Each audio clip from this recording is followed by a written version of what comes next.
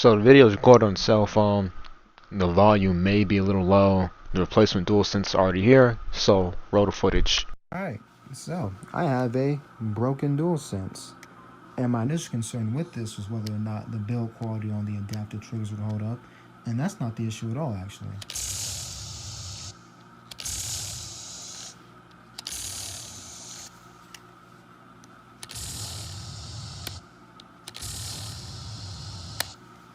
As you can see, the resistance in the adaptive trigger still works, but the problem lies in this trigger spring right here because it probably popped out, got loose or dislodged, but I could just shimmy up and down and easily move this trigger at the bottom like so.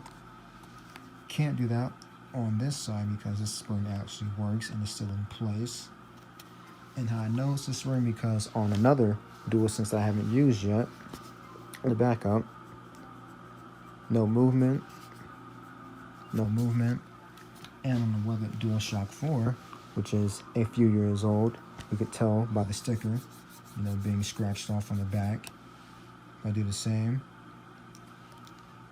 it doesn't move, and this controller is a lot older. Its springs have a lot less resistance in general compared to the new controller, but it's not as sensitive as, the DualSense when it comes to its trigger.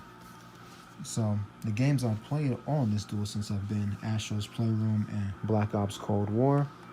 I played the campaign with the adaptive triggers enabled fully, but when it comes to multiplayer, disabled because they get in the way at times. So it's not me playing a lot of multiplayer, a lot of games in general, and just wearing down these triggers very fast. And it's just, an effective spring, defective unit. And I decided to go the route of getting a replacement because while it is easy to replace and fix when it comes to the spring by just taking this controller apart and popping a new spring in, the controller is only 17 days old. And, why tear it apart and, fix it that way when I just get an easy replacement from Amazon? And being that I went through the process of getting it replaced yesterday, my replacement actually arrived today. So after this video, I'll just be packing this up, dropping it off to my local UPS center, and that will be that. We'll see how the new DualSense holds up, and we'll do a follow-up on the DualSense build quality in general, because while the analog sticks are working fine right now, we'll have to get a few more weeks under our belt to see if we have any problems with stick drift, and when it comes to, the adaptive triggers in general. But the face buttons work fine, touchpad works great, D-pad is good.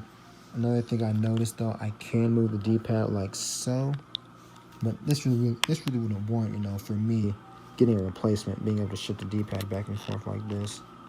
Not really worth getting a replacement. But when it comes to the trigger being very sensitive and the spring being defective, yeah. So with that out the way, y'all stay safe, and I'm out.